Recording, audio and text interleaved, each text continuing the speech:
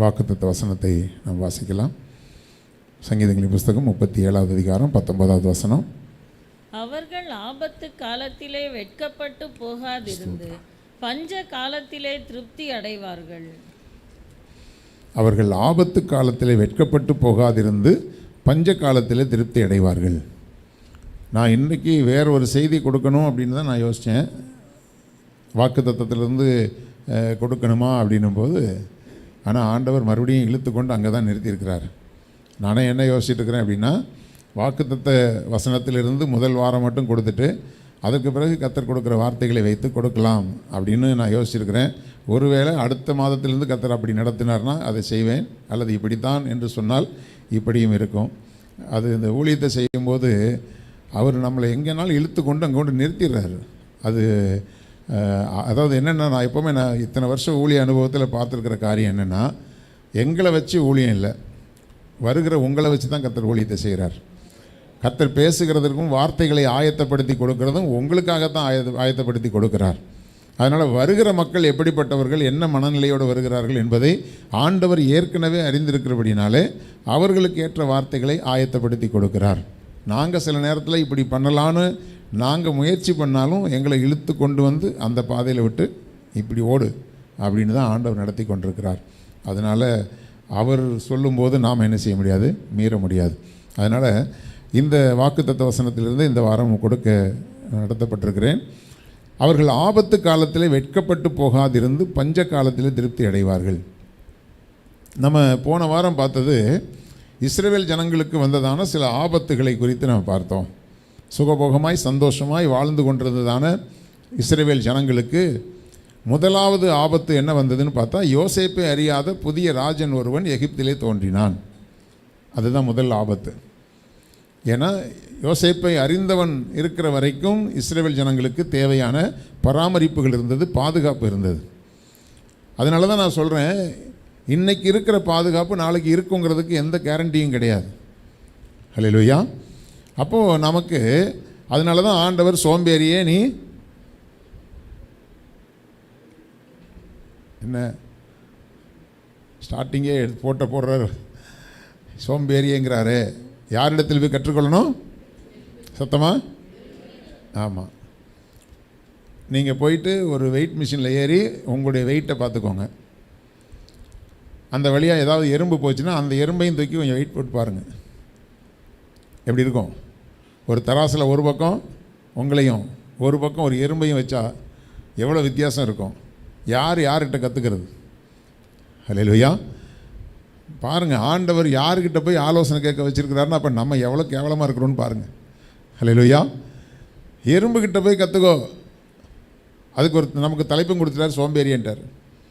ஏன்னா அது இருக்கிற சுறுசுறுப்பும் அதுக்கு இருக்கிற ஒரு சமயோஜித புத்தியும் அதற்கு இருக்கிற ஒரு முன்னெச்சரிக்கையான ஒரு நடவடிக்கையும் நமக்கு இருக்குதா? வரப்போகிற காலத்தை குறித்து முன்கூட்டியே தியானித்து வரப்போகிற காலத்துக்குரிய காரியங்களை நாம் செய்கிறோமா? எறும்பு செய்து. ஹல்லேலூயா. ஆமாம். இன்னும் யாராவது நீங்கள் நான் பெரிய ஆள்னு சொல்லுவீங்களா? எறும்பை விட கேவலமாக தான் நம்ம இருக்கிறோம். ஹல்லேலூயா. எறும்புக்கு இருக்கிற நம்பிக்கை. நானும் கிட்டத்தட்ட ஒரு மாதமாக பார்க்குறேன், எங்கள் வீட்டு பாத்ரூமில் எறும்பு பொடி எறும்பாக சுற்றிக்கிட்டு இருக்குது. நானும் தண்ணியெல்லாம் ஊற்றி விட்டு தான் பார்க்குறேன், அது அப்படியே செவரு ஓரமாக சுற்றிக்கிட்டே இருக்குது. இத்தனை வாட்டி தண்ணியை ஊற்றுறாங்களே, வெக்கமானம் இல்லாமல் நம்ம உள்ளே இருக்கிறோமே, அது யோசிக்கவே மாட்டேங்குது. அதுக்கு என்னவோ அது எங்கள் ஊரில் அதுக்கு பேர் குளுமை எறும்புன்னு சொல்லுவாங்க. ரொம்ப எங்கே குளுமையாக இருக்குதோ அங்கே வரும் அந்த எறும்பு. அது குளிர்ச்சியை தேடி அது வருது. அதுக்கு எத்தனையோ எதிர்ப்புகள் போராட்டங்கள் இருந்தாலும் நான் இங்கே வாழ்ந்து ஆவேன் அப்படின்னு சொல்லி வாழுது. நம்ம ஆளுங்க தான் ஒரு வார்த்தை சொன்னால் போய் தூக்கில் கைத்த மாட்டி தொங்குது. ஹல்லேலூயா. ஆமாம். வாழ்கிறதுக்கு அதுக்கிட்ட கற்றுக்கோங்க. எத்தனை எதிர்ப்புகள் எத்தனை போராட்டங்கள் வந்தாலும் வாழ்கிறதுக்கு அதுக்கிட்ட கற்றுக்கோங்க. எப்படி ஒரு யூனிஃபார்மாக அப்படியே அழகாக பொருளை தூக்கிக்கிட்டு அது ஒரு பாதையை வகுத்து போய் ஒன்றோடு ஒன்று எப்படி ஒற்றுமையாக இருக்குன்னு பாருங்கள். ஹல்லேலூயா. ஒரு எறும்பு அடிபட்டு போச்சுன்னா 4 எறும்பு சேர்ந்து அதை தூக்கிட்டு போகுதுங்க. எந்த ஆஸ்பத்திரிக்கு கூட்டு போகுதுன்னு தெரில. ஹல்லேலூயா. எல்லாம் நம்ம கற்றுக்கொள்ள வேண்டிய விஷயங்கள் அங்கே இருக்குது. அப்போது பின்னாடி வரக்கூடிய ஒரு தீமையை முன்கூட்டி யோசிக்காமல் எனக்கு இன்னைக்கு சுகபோகமான வாழ்க்கை இருக்குது, அதனால் இப்படியே இருந்துரும்னு நினச்சிக்கிட்டு ஆவிக்குரிய வாழ்க்கையை குறித்தோ ஊழியங்களை குறித்தோ சபைகளை குறித்தோ நம்முடைய விசுவாச வாழ்க்கையினுடைய எதிர்காலத்தை குறித்தோ கொஞ்சம் கூட யோசிக்காமல் இருக்கிறவர்களுக்கு யோசேப்பை அறியாத பார்வோன் வந்து எப்படி ஒரு முதல் ஆபத்து இஸ்ரவேல் ஜனங்களுக்கு வந்ததோ அதுபோல் நமக்கும் வர வாய்ப்புகள் உண்டு. அதனால தான் நம்ம ஜெபிங்க ஜெபிங்க ஜெபிங்கன்னு சொல்கிறோம்.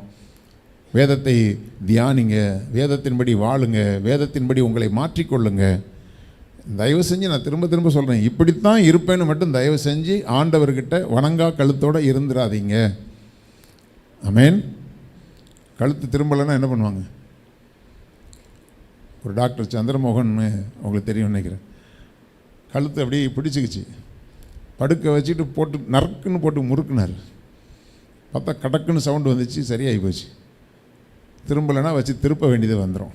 தானாக திரும்பிட்டால் டாக்டர்கிட்ட போக வேண்டிய அவசியம் இல்லை. அதனால் கர்த்தருடைய காரியத்தில் நீங்கள் ஒரு இணக்கமான ஒரு இலக்கமான ஒரு ஆட்களாக இருந்தீங்கன்னா கர்த்தருக்கு அது பிரியமாக இருக்கும். அது முதலாவது ஆபத்து வந்தது, அந்த ஆபத்திலிருந்து கர்த்தர் பாதுகாத்தார். அல்லேலூயா. ரெண்டாவது ஆபத்து, அவன் என்ன பண்ணான்? அவர்கள் பெருகாதபடிக்கு அவர்களை ஒடுக்குவேன் என்று சொன்னான். ஏன்னா அவங்கள நசுக்குனா அதுக்கப்புறம் அவங்க வாழ்க்கையே அவங்களுக்கு கசந்து போகும். ஒரு தோல்வி பயத்தை அவங்களுக்குள்ளே ஏற்படுத்திட்டோன்னா போதும், அதுக்கு பிறகு அவங்க தலை தூக்க மாட்டாங்கன்னு நினச்சான். ஆனால் அவர்கள் எவ்வளவாய் நெருக்கினார்களோ அவ்வளவாய் அவர்கள் பெருகினார்கள் என்று சொல்லி பார்க்குறோம். அப்போ தேவனுடைய பிள்ளைகளே, ஆண்டவர் நமக்கு எத்தனை நெருக்கங்கள் வந்தாலும் நமக்கு பெருகி வளர்கிறதுக்கான சூழ்நிலைகளை கர்த்தர் கொடுத்து நடத்தி கொண்டிருக்கிறார்.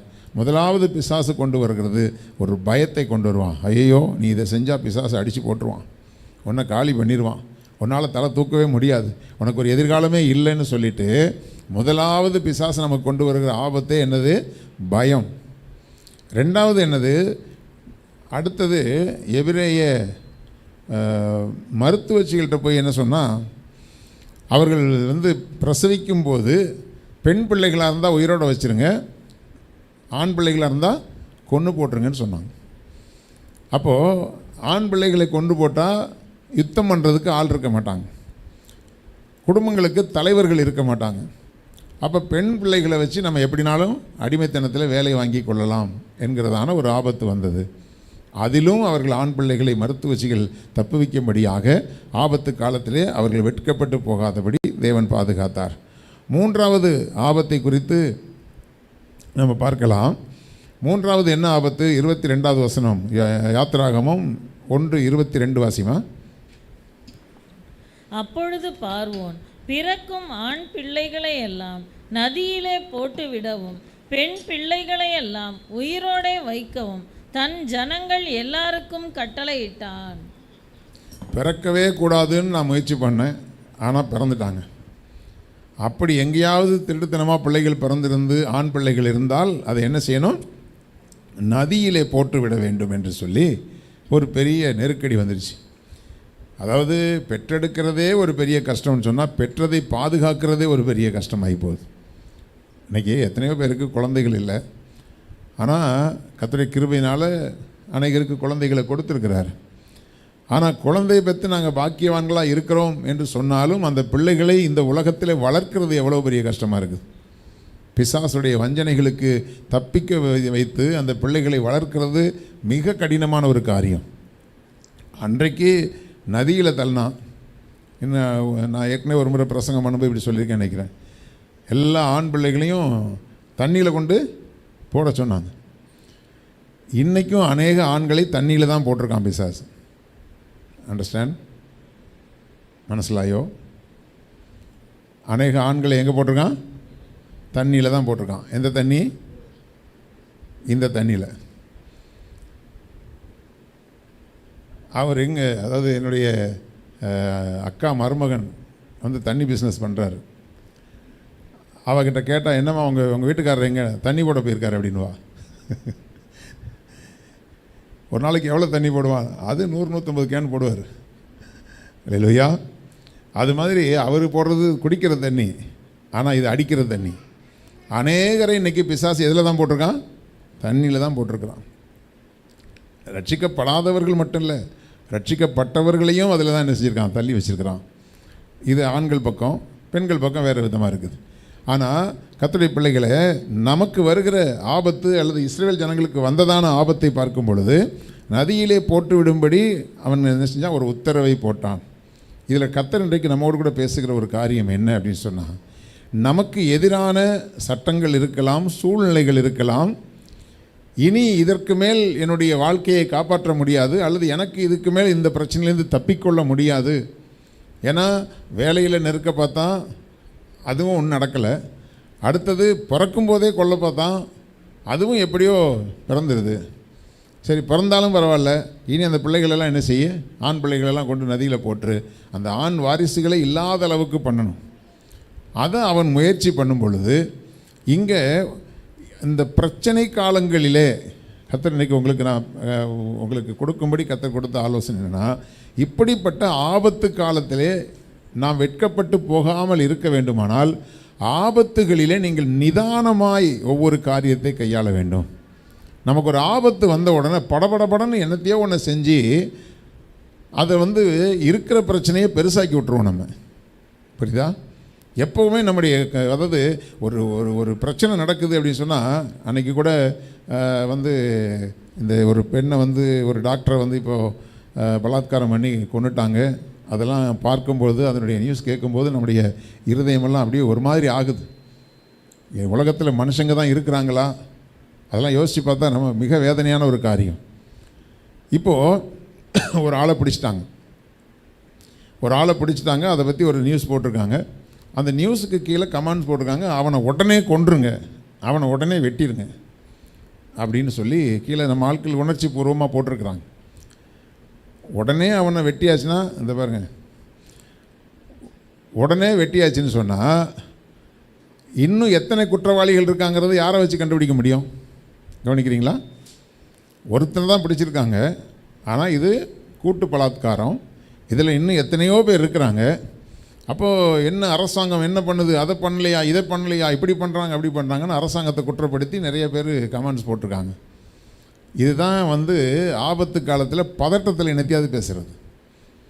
ஏன் போலீஸ் அதில் நிதானமாக இருக்கிறாங்க? ஒருத்தனை பிடிச்சிருக்காங்க, அவனை வச்சு தான் துப்பு துலக்கி மற்றவங்களை என்ன செய்யணும், பிடிக்கணும். இவனை கொண்டு போட்டாச்சுன்னா முடிஞ்சு போச்சு, அப்போ கேஸை க்ளோஸ் பண்ணிடலாமா, மிச்ச பேர் தப்பிச்சிடலாமா? அப்போது ஏன் அதுக்கு நிர்வாகத்தில் இருக்கிறவங்க பொறுமையாக கையாளுறாங்கன்னா அதுக்கு ஒரு காரணம் இருக்கிறது. அல்லேலூயா. நமக்கு வர்ற அவசரத்தில் இப்போவே ஒரு வார்த்தை இந்த ஆள் பேசியாச்சு நாக்க பிடுங்குற மாதிரி இப்போவே கேட்டால் தான் நமக்கு அப்படியே அப்பாடா அப்படின்னு இருக்குதுன்னா, நீங்கள் பதட்ட காலத்தில், ஒரு ஆபத்து காலத்தில் உடனே படபடன்னு ஒரு காரியத்தை செய்யாதீங்க. அல்லேலூயா. இங்கே நடந்ததான சம்பவம் யாத்திராகமம் 2வது அதிகாரத்தில் மோசே பிறந்த காரியத்தை குறித்து பார்க்கும்போது, மோசேயினுடைய தாயிர் மிக நிதானமாய் கையாண்ட ஒரு விஷயம்.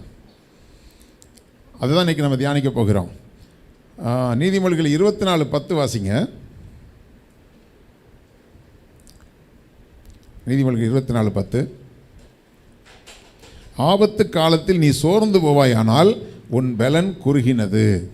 எல்லாம் சேர்ந்து அந்த வசனத்தை வாசிங்க. எனக்கு சரியாக கேட்கல. ஆபத்து காலத்தில், ஆமாம், ஆபத்து காலத்தில் சோர்ந்து போனால் இது வரைக்கும் நீ பெற்றுக்கொண்ட ஆவிக்குரிய பலன் இருக்குதுல்ல, அது ரொம்ப குறுகினது. நீ அவ்வளோதான், நீ ஜெபிச்சிருக்கேன்னு அர்த்தம், நீ அவ்வளோதான் பைபிள் வாசிச்சிருக்கேன்னு அர்த்தம், அவ்வளோதான் கர்த்தருடைய வார்த்தையை நீ கேட்டிருக்கிறேன்னு அர்த்தம். உனக்கு ஒரு ஆவிக்குரிய பலன் இருந்தால் நீ என்ன செய்வே, பிரச்சனைகளில் நிதானமாக இருப்ப. அல்லேலூயா. அதுலேயும் பெண்களுக்கு உடனே கொந்தளிச்சிடணும், உடனே நாக்கப்படுங்கிற மாதிரி கேட்டுறணும் இல்லையா? தயவு செஞ்சு அம்மாமாரே, அக்காமாரே, தங்கச்சிமாரே, தாய்மாரே, நான் உங்களுக்கு சொல்கிறேன், டக்குன்னு வார்த்தைகளை கொட்டாதீங்க. அந்த நேரத்தில் எதையாவது ஒன்று கொட்டிடாதீங்க. உங்களுடைய அதாவது பரிசுத்தவான்களுடைய பொறுமை இதிலே விளங்கும்னு சொல்லப்பட்டிருக்கு. நீங்கள் பரிசுத்தவான்களாக இருந்தால் என்னவாக இருக்கணும்? ஒரு காரியம் நடந்துருச்சு, ஒரு காரியத்தை பேசிட்டாங்க, ஒரு சம்பவம் நடந்து போச்சுன்னா அதில் நீங்கள் எப்படி நிதானமாக இருக்கிறீங்களோ அதுதான் உங்களுடைய ஆவிக்குரிய ஸ்டாண்டர்டு. நான் சொல்கிறத எத்தனை பேர் ஒத்துக்கிறீங்க? அல்லேலூயா. உங்களுடைய ஆவிக்குரிய நிலை எப்படி இருக்குங்கிறதுக்கு. ஏன்னா கர்த்தர் இருக்கிறாரு, கர்த்தர் பார்த்துக்குவார், கர்த்தர் செய்வார், கர்த்தர் நடத்துவார். அது எப்போ வரும்னு சொன்னால், நீங்கள் சரியாக நீங்கள் ஆண்டவருடைய சமூகத்தில் இருந்து உங்களை சார்ஜ் பண்ணியிருந்தீங்கன்னா நிதானமாக இருக்கும். அப்படி இல்லைன்னு சொன்னால் உங்கள் மாம்சத்துக்குள்ளேயே, அதாவது மாம்சத்தில் சார்ஜ் பண்ணலாம் தெரியுமா? ஹலோ, உங்கள் மாம்ச சிந்தையை வச்சு சார்ஜ் பண்ணலாம். அப்படியே வரட்டும், இப்படி பண்ணுறோம், வாய்ப்பு கிடைக்கட்டும், என்ன பண்ணுறோம் பாரு, ஆனால் அப்படியே அது 150% சார்ஜ் ஆகிருக்கும். அப்படி அந்த ஆள் மூஞ்சை பார்த்துட்டிங்கன்னு வச்சுக்கங்களேன், அவ்வளோதான், முடிஞ்சு போச்சு. ஆனால் அப்போ நீங்கள் என்ன பேசுகிறீங்களோ, அப்போ நீங்கள் என்ன செய்கிறீங்களோ, அதுதான் உங்களை குற்றவாளி ஆக்குகிற காரியமாகவும் இருக்கும். நான் புரியுதா? சொல்கிறது புரியுதா? நான் சொல்கிறது உங்களுடைய நடைமுறை வாழ்க்கையில் அந்த நிதானம் இல்லைன்னு சொன்னால், ஆபத்து காலத்தில் நீ சோர்ந்து போவாயானால், அப்படின்னா அந்த சோர்வு என்னத்தை கொண்டு வரும்னா தோல்வி பயத்தை கொண்டு வரும். தோல்வி பயம் என்ன ஆகும்னு சொன்னால் சத்தம் போட்டு கத்த வச்சிடும். சத்தம் போட்டு கத்த வச்சு சண்டையை வம்புக்கு இழுத்து பெரிய லெவலில் ஆக்கி விட்டுட்டு, ஐயோ கொஞ்சம் பார்த்து பேசியிருக்கலாம், கொஞ்சம் யோசிச்சிருக்கலாம், இது இந்த அளவுக்கு போகும்னு நான் நினைக்கவே இல்லை. ஹல்லேலூயா. பிசாசு எப்போ தேவனுடைய பிள்ளைங்க டென்ஷன் ஆவாங்கன்னு தான் காத்துக்கிட்டு இருக்கிறான். சொல்லுங்கள், இன்றைக்கி உங்களுக்கு சண்டே கிளாஸ் தான், இன்றைக்கி உங்களுக்கு சண்டே கிளாஸ் தான் எடுக்க போகிறேன். பிசாசு செப்பண்டி, பிசாசு எப்போ தேவ பிள்ளைகள் டென்ஷன் ஆவாங்கன்னு காத்துக்கிட்டு இருக்கிறான். ஹல்லேலூயா. அப்போது டென்ஷன் ஆனீங்க அப்படின்னு சொன்னால் பிசாசு கை தட்டுவான். வெரி குட், வெல்டன், நான் நினைத்த காரியத்தை முடித்து விட்டேன், அவ்வளோதான். சூடேற்றி விட்டுட்டு அவன் போயிடுவான். அதுக்கப்புறம் அவன் அங்கே நிற்கணுங்கிற அவசியம் இல்லை, மிச்சத்தை தான் நீங்கள் பார்த்துக்குவீங்களே. ஹல்லேலூயா. அதுதான் ஆபத்து. இப்போது அந்த நான் நேற்று தான் சரி, இன்னைக்கு பகலில் நமக்கு ட்ராவலிங் இருக்குது அப்படின்னு சொல்லிவிட்டு நேற்று கொஞ்சம் சீக்கிரம் படுத்தேங்க. நேற்று ஒரு 11 மணிக்கெலாம் படுத்துட்டேன். 2 மணிக்கு ஒரு நாய்,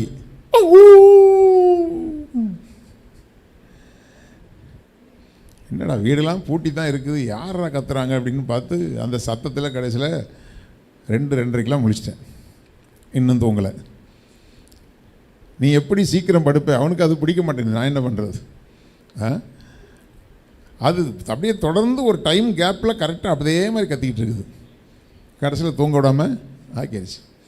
அது ஏன் கத்துச்சுன்னு தெரியுமா? எதையோ பார்த்து பயந்துருச்சுன்னா கத்திக்கிட்டே இருக்கும். அது நாய் குறைக்கிறது வீரத்தில் இல்லை, பயத்தில் தான் குறைக்கும். நீங்கள் ஒரு வீட்டுக்குள்ளே நீங்கள் போயிட்டீங்க, அந்த வீட்டில் நாய் இருந்தா கத்தும் கிடந்து, எதுக்கு வந்துட்டான், இவனால் எனக்கு என்ன பிரச்சனை? தெரிஞ்ச ஆள் வந்தால் அது கத்தாது, பார்த்துருக்கீங்களா? சொல்கிறது புரியுதா? தெரிஞ்ச ஆள் வந்தால் அது கத்தாது, அதுக்கு வேறு சவுண்டு கொடுக்கும். ஏன்னா இந்த ஆளால் எனக்கு ஆபத்து இல்லைன்னா அது பாட்டு கம்முன்னு இருக்கும். புதுசாக யாராவது போனால் கிடந்து கத்தும்.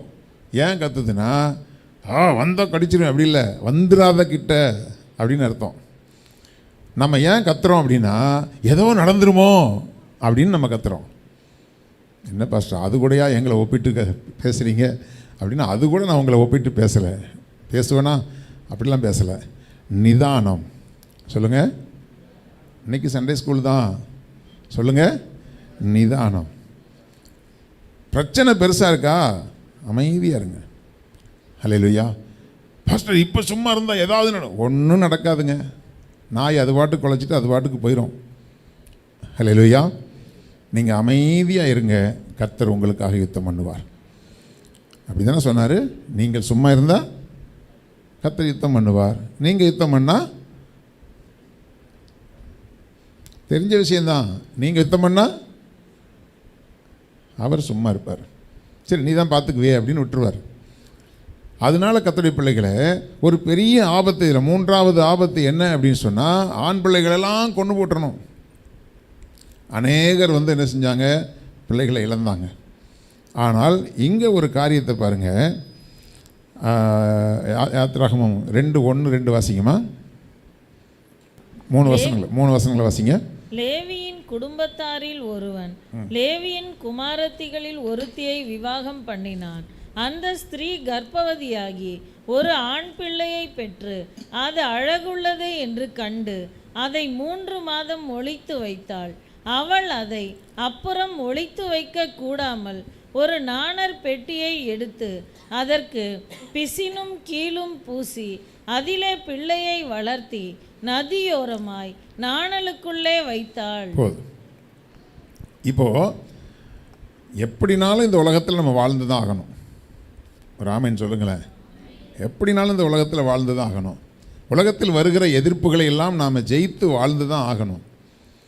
இப்போது சரி இதுதான் விதி அப்படின்னு சொல்லி பிள்ளையை விடவும் இல்லை. அதுக்காக பயந்து அவன் என்ன செய்யலை, சாகவும் இல்லை. அவள் செஞ்ச காரியம் நிதானமாக கர்த்தருக்குள்ள. லேவி கோத்திரத்தை சேர்ந்தவள், ஆசாரிய குடும்பத்தை சேர்ந்தவள். இப்போது அந்த அந்த ஆண் பிள்ளை மோசே நமக்கு தெரியும். குழந்தை பிறந்துருச்சு, ரொம்ப அழகுள்ள குழந்தை. அந்த குழந்தைய பிரியதுக்கு அவளுக்கு மனசே இல்லை. 3 மாதம் ஒளித்து வைத்தாள். உங்களுக்கு தெரியும், பிறந்த குழந்தைகள் அழ ஆரம்பிச்சிருச்சுன்னா என்ன சொல்லி நீங்கள் கண்ட்ரோல் பண்ண முடியும்? இப்போ குழந்தைய ஒளிச்சு வைக்கணும். வெளியே போர் சேவகர்கள் சுற்றிக்கிட்டு இருக்காங்க, எங்கேயாவது குழந்தை அழுகிற சத்தம் கேட்குதான்னு சொல்லிட்டு. கிட்டத்தட்ட இவள் குழந்தையை பெற்றதே பிரசவ வேதனையில் கத்தாமல் தான் குழந்தை பெற்றிருக்க முடியும். கரெக்டாக? எல்லாம் குழந்தை பெற்றவங்களுக்கு தெரியும் பிரசவ வேதனை என்ன, அதை எப்படி கண்ட்ரோல் பண்ண முடியும். அதையெல்லாம் தாண்டி அத்தனை வேதனைகள்லையும் சத்தம் போடாமல் சகித்து குழந்தைய பெற்று எடுத்து 3 மாதம் அவள் வீட்டுக்குள்ளே வச்சுருந்தா அப்படின்னு சொன்னால், வெளியில் சத்தம் கேட்காமல் வச்சுருக்கணுன்னா என்ன செஞ்சுருக்க முடியும்னு யோசிச்சு பாருங்கள்.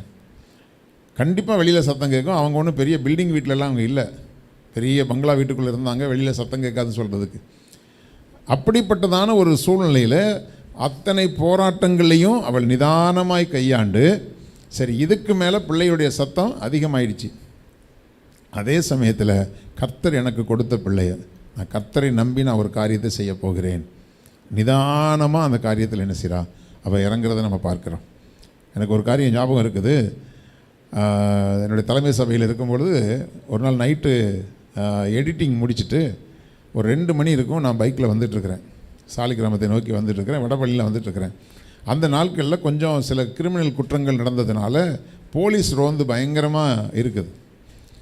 அந்த நேரம் பார்த்து என் லைசன்ஸுக்கும் டேட்டு முடிஞ்சிருச்சு, எக்ஸ்பைரி ஆகிடுச்சு, இந்த ரெனியூவல் பண்ணலை. வண்டிக்கும் இன்சூரன்ஸ் இல்லை, 2மே இல்லாமல் வந்துட்டுருக்கிறேன். ராத்திரி வந்துக்கிட்டு இருக்கும்போது எனக்கு கண்டிப்பாக அன்றைக்கி வந்தாகணும், அடுத்த நாள் ஏதோ எனக்கு ஒரு வேலை இருக்குது, இல்லைன்னா நான் சர்ச்சிலே தங்கிடுவேன். வந்துட்டுருக்கிறேன். வந்துட்டுருக்கும்போது பார்த்தா எனக்கு முன்னாடி ஒரு போலீஸ் ஜீப் போகுது. போலீஸ் உள்ள ஒரு ஏட்டையாக உட்காந்துட்ருக்கிறாரு. அவர் என்னையே பார்த்துட்ருக்கிறார். இப்போது மடக்குனார்னா எனக்கு வண்டியும் பிரச்சனை, லைசன்ஸும் பிரச்சனை. அதுக்காக நான் பாஸ்டர் அப்படி வந்தது சரியா அப்படின்னா, ரெனியூவல் பண்ண காசு இல்லைங்க, சும்மா ஆசைக்காக ரெனியூவல் பண்ணாமல் இருந்தோம் நாங்கள். ஹல்லேலூயா. வழி இல்லை, அதனால் அப்படி வந்தோம். இல்லைன்னா நான் அப்படி வச்சுருக்க மாட்டேன். ஆனால் பார்த்தா இப்போ மடக்குனா என்ன சொல்கிறதுன்னு யோசித்து பார்த்தா ஒன்றும் சொல்கிறதுக்கு இல்லை. அப்போ நான் என்ன பண்ணேன், எப்பவும் போல் பைக்கை அப்படியே பிடிச்சிட்டு போட்டிருக்கிறது ஒரு சஃபாரி, அப்படியே வந்துட்டு இருந்தேன். போலீஸ் என்னை பார்த்தார், நானும் அவரை பார்த்தேன். கொஞ்ச நேரம் பார்த்தேன். பார்த்துட்டே வந்தோன்னா அவர் என்ன யோசிச்சாரோ தெரில அப்படின்னாரு. ஹல்லேலூயா. ஆஹா, நான் அவரை பார்த்து பயந்தேன், அவர் என்னை பார்த்து பயந்துருக்கிறாரு. ஹல்லேலூயா. போங்க சார்ன்னாரு. அதாவது நம்ம பதில் கிடைக்க முடியாதுல்ல, இது சரியானு கேட்காதீங்க. ஆனால் அந்த நேரத்தில் இருந்த ஒரு பயம், அந்த பயத்தில் ஆண்டவரை ஏதோ வழி விட்டார். கிருபையா. சரி, காசு இருந்து நம்ம இதெல்லாம் ரெனியூவல் பண்ணாமல் இருந்தோம்னா கண்டிப்பாக ஆண்டவரே மாட்டி விட்டுருவார், கூப்பிட்டு பிடிச்சி கையில் கொடுத்துருவார். நீங்கள் யோசிக்காதீங்க, நம்ம சூழ்நிலைகளை கர்த்தர் அறிந்திருக்கிறார். ஹல்லேலூயா. சட்டத்துக்கு விரோதமாக நம்ம எதையும் செய்யக்கூடாது, நான் அதுக்கு சப்போர்ட் பண்ணலை. ஆனால் அன்றைக்கி சூழ்நிலை, நான் கர்த்தருடைய ஊழியத்தை செஞ்சுட்டு வந்துக்கிட்டு இருக்கிறேன், கையில் காசு கிடையாது. அப்போ இந்த சூழ்நிலைகளெல்லாம் அறிந்து பார்த்தா அவர், நான் ஏதோ போலீஸ் ஆஃபீஸர் நினச்சிட்டு அவர் இழுத்து ஒரு சல்யூட் அடித்தார். நான் உடனே அப்படியே பிடிச்சிட்டு அப்படின்ட்டு அப்படியே ஓவர்டேக் பண்ணிட்டு வந்துட்டேன். ஹல்லேலூயா. எதுக்கு சொல்கிற, ஒரு சின்ன சம்பவம் தான். எதுலேயும் பதட்டப்படாதீங்க. ஹல்லேலூயா. எந்த ஒரு காரியத்துலையும் நீங்கள் பதட்டப்பட்டீங்கன்னு சொன்னால் அந்த பதட்டமே உங்களுக்கு பிரச்சனைகளை உருவாக்கிடும். இன்னொரு கதை கூட ஞாபகம் வருது, சொல்லிடுறேன். ஒரு காட்டுக்குள்ளே ஒரு நாய் போய் சிக்கிக்கிச்சான். ஒரு நாய் எப்படியோ வழி தப்பி காட்டுக்குள்ளே போயிடுச்சு. போன உடனே பார்த்தா அங்கே ஒரு சிங்கம் எதிர்த்த மாதிரி வருது. ஆகா, நல்ல சாப்பாடு கிடச்சிருச்சு அப்படின்னு அந்த சிங்கம் நாயை அடிக்கிறதுக்கு வருது. இந்த நாய் வந்து நம்மளை மாதிரி நிதானமான நாயின்னு வச்சுக்கோங்களேன். அல்லேலூயா. அதை யோசித்து பார்க்குது, என்ன பண்ணேன்னு சொல்லி. இது கதை தான், இது பைபிள் இருக்கான்னு கேட்டுறாதீங்க. அது அப்படி யோசித்து பார்க்குது, என்னடா இப்படி ஒரு பிரச்சனையில் மாட்டிக்கிட்டோமே என்னென்னு பார்த்தா பக்கத்தில் கொஞ்சம் எலும்புகள்லாம் கிடந்துச்சு. யாரோ சாப்பிட்டு போட்டது. அப்போ தான் கொஞ்சம் முன்னாடி சாப்பிட்டு போட்டு போயிருக்காங்க. அதை பார்த்த உடனே இது போய் நேரம் அதை அப்படியே நக்கி நக்கி சாப்பிட்டுக்கிட்டு சத்தமாக சொல்லிச்சான், சிங்கத்தை அடித்து சாப்பிட்றது என்ன டேஸ்ட்டாக இருக்குதுன்னு. என்னது? சிங்கத்தை அடித்து சாப்பிட்றது என்ன டேஸ்ட்டாக இருக்குது அப்படின்ன உடனே சிங்கம் பார்த்துச்சு, ஏற்கனவே ஒரு சிங்கத்தை அடித்து சாப்பிட்ருக்குதா அப்படின்னு அது பார்த்த உடனே இன்னொரு சிங்கம் கிடைச்சா நல்லா இருக்கும் அப்படின்னுச்சான். சிங்கம் எடுத்து தான் ஓட்டம். ஆஹா, இது பயங்கரமான மிருகமாக இருக்கும் போல இருக்கு, நம்ம மாட்டிக்குவோன்னு அது வேகமாக ஓட, அது வேகமாக ஓடிட்டு இருக்கும்போது மரத்துலேருந்து ஒரு குரங்கு பார்த்துச்சான். ஆஹா, இந்த நாய் வந்து சிங்கத்தை என்ன செய்யுது, ஏமாத்துது, எப்படியாவது இந்த நாயை மாட்டி விட்டுறணும்னு இது வேகமாக ஓடி போய் சிங்கத்துக்கிட்ட போய், சிங்கம் ராஜாவே, சிங்கராஜாவே, என்ன இப்படி பயந்து ஓடி வந்துட்டீங்க, அது சும்மா சொல்லிகிட்டு இருக்குது, அதெல்லாம் அடித்து சாப்பிடவே இல்லை, நான் பார்த்தேன், அது வேறு ஏதோ எலும்பை தான் அது சாப்பிட்டுச்சு அப்படின்னு சொன்ன உடனே அதுக்கு கோபம் வந்துருச்சு. ஒரு நாய் என்னை ஏமாத்திருச்சா அப்படின்னு வேகமாக கோபத்தில் வர சிங்கத்துக்கு மேலே குரங்கு உட்காந்துக்கிட்டு வந்திருக்குது. வந்து வேகமாக கிட்ட வந்த உடனே நாய் சூழ்நிலையை புரிஞ்சுக்கிச்சு. இப்போவும் நம்ம நிதானமாக இருக்கணும். என்ன பண்ணுறது? ஓடுனா கண்டிப்பாக என்ன செஞ்சிடும், சிங்கம் அடித்து சாப்பிட்றோம். அப்போ ஒரு நிதானத்தை கையாளணும். என்ன செய்யலான்னு அப்படி யோசிச்சுட்டு உடனே குரங்கை பார்த்து சொல்லிச்சான், உன்னை 2 சிங்கத்தை கூப்பிட்டு வச்சோடனே நீ ஒரு சிங்கத்தை தான் கூப்பிட்டு வந்திருக்கீ, இது என்னது அப்படின்னுச்சான். அல்லேலூயா. அத்தோட குரங்கை பிடிச்சி 4 கடி கடிச்சு விட்டுட்டு ஓடியே போச்சான் சிங்கம். அல்லேலூயா. ஆபத்து காலத்தில் சோர்ந்து போவாயானால் உன் பலன் குறுகினது. தேவ ஞானத்தை கேளுங்க. எந்த பிரச்சனையில், எந்த இக்கட்டில், எந்த போராட்டத்தில் கடந்து போகிறீங்க, ஆண்டவரிடத்தில் ஞானத்தை கேளுங்க. நிச்சயமாக ஆண்டவர் ஒரு தீமை இல்லாத ஒரு ஞானத்தை தந்து தேவன் உங்களை நடத்துவார். எத்தனை பேர் விசுவாசிக்கிறீங்க? ஹல்லேலூயா.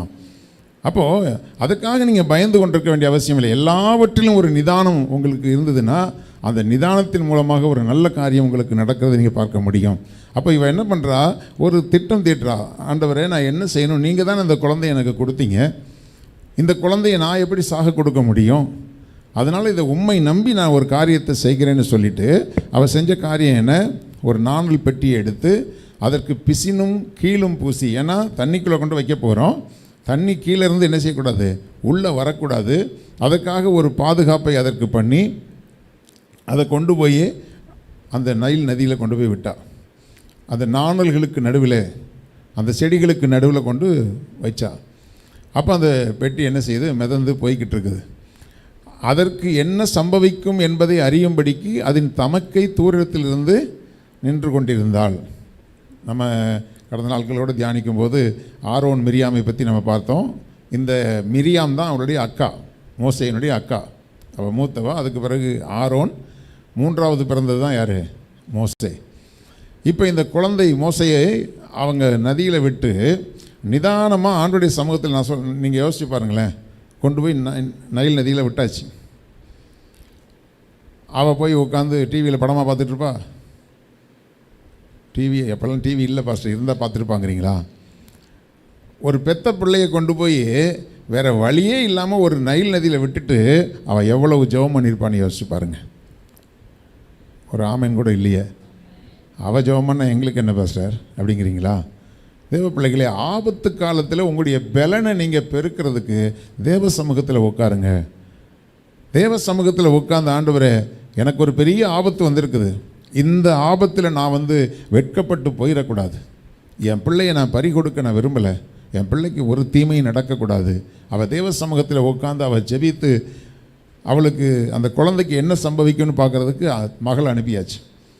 பெண் பிள்ளைகளுக்கு அங்கே பிரச்சனை இல்லை. இப்போது அவள் அப்படியே அதை ஃபாலோ பண்ணி போகிறாள். அது அப்படியே மிதந்து போகுது. நமக்கு தெரிஞ்ச சம்பவம் தான். இப்போது இந்த ஆபத்து காலத்தில் நிதானமாக அவள் எடுத்த அந்த முடிவும், தேவ சமூகத்தில் காத்திருந்து தேவனுடைய சமூகத்தில் அந்த காரியத்தை ஒப்புவித்து, உன் வழியை கர்த்தருக்கு ஒப்புவித்து அவர் மேல் நம்பிக்கையாயிரு, அவரே என்ன செய்வார், காரியங்களை வாய்க்க பண்ணுவார். அப்போது நம்முடைய வாழ்க்கையில் வரக்கூடிய ஆபத்து காலங்களில், போராட்டத்தின் காலங்களில் நீங்கள் உங்களுடைய வழியை கர்த்தருக்கு ஒப்புவிச்சுட்டு, ஏன்னா விசுவாசிக்கிறவன் பதறான். விசுவாசம் நமக்குள்ளே இருந்தால் நம்ம பதட்டப்பட மாட்டோம். ஐயோ என்ன ஆக போதோ, ஒன்றும் நடக்காது. அப்போது அவள் தேவ சமூகத்தில் காத்திருக்கிறா. நாணல் பெட்டி மிதந்து போயிட்டு இருக்குது. போகிற இடத்துல பார்க்கும்போது, அப்பொழுது பார்வோனுடைய குமாரத்தி நதியில் ஸ்நானம் பண்ண வந்தாள். இல்லையா? கர்த்தர் ஒரு பிளானை போட்டாருன்னா அன்னைக்கு அவளுக்கு பாத்ரூமில் குளிக்கிறதுக்கு இன்ட்ரெஸ்ட் இல்லை. ஒரு ஆமைன்னு சொல்லிடாதீங்க. ஏன் பார்வோனுடைய அரண்மனையில் பாத்ரூம் இல்லையா? நான் கேட்குறேன். நதியில் போய் நீங்கள் சொல்லுங்கள், ஆற்றுலையோ குளத்துலையோ யாராவது ராஜகுமாரத்திகள் குளிப்பாங்களா? இன்றைக்கி இருக்கிற அதானி அம்பானியுடைய பிள்ளைகள் வந்து, அவங்க மனைவி பிள்ளைகள்லாம் வந்து ஆற்றுல குளிப்பாங்களா? அட சொல்லுங்கம்மா, குளிப்பாங்களா? அவங்களுக்கு என்ன, அப்படி தங்கத்திலேயே பாத்ரூம் கட்டி வச்சுருப்பாங்க. எந்த டேப்பை திறந்தாலும் தங்கத்திலேயே எல்லாமே இருக்கும். அப்போது இப்படிப்பட்டதான எல்லா வசதிகளும் ஒரு ராஜகுமாரத்திக்கு இருக்கும் பொழுது, பார்வோனுடைய குமாரத்தி அன்னைக்கு நதியில் குளிக்க வர வேண்டிய அவசியம் என்ன? இதுதான் தேவ திட்டம். ஹல்லேலூயா. உங்களுக்கு ஒரு ஆபத்துனா கர்த்தர் யாரையோ எங்கேயோ ஆயத்தப்படுத்துவார். ஹல்லேலூயா.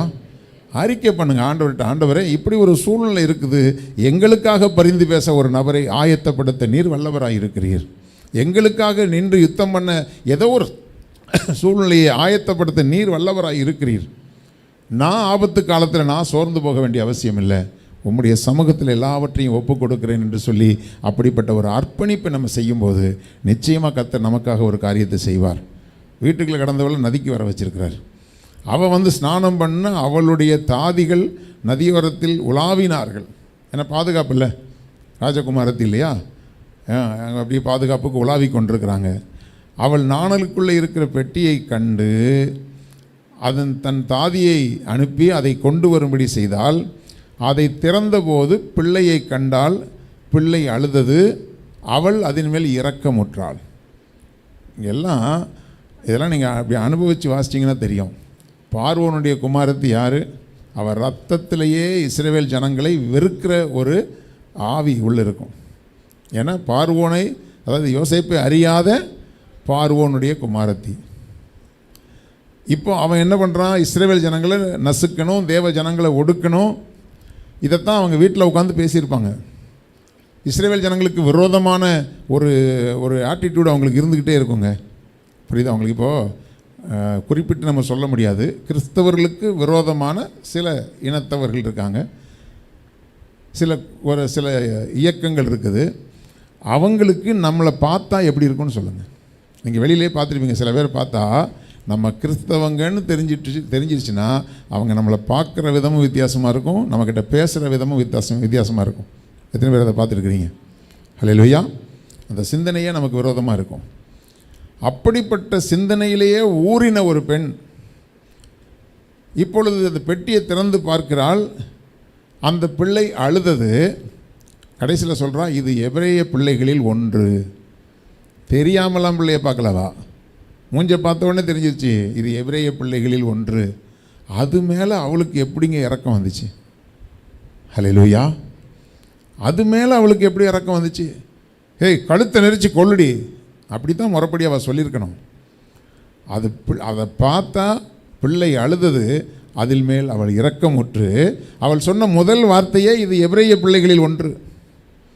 முறைப்படி நான் சாகடிக்க வேண்டியது, ஆனால் இந்த பிள்ளையை எனக்காக நான் வளர்க்க தீர்மானிக்கிறேன் என்று சொல்லி, ராஜாக்களுடைய இருதயத்தை நீர்க்கால்களைப் போல திருப்புகிற தேவன் உங்களுக்கு எதிரானவர்களையும் உங்களுக்கு ஒத்தாசை உள்ளவர்களாய் மாற்ற தேவன் வல்லவராக இருக்கிறார்.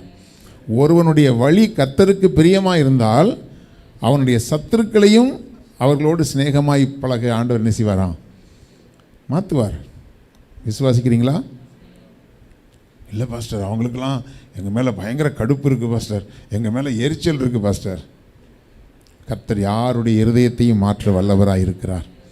நம்ம வாழ்க்கையிலே பார்க்குறோமே, கொஞ்ச நாள் நமக்கு எதிராக இருந்த ஆட்கள்லாம் நமக்கு சப்போர்ட் பண்ணி தான் நிற்பாங்க.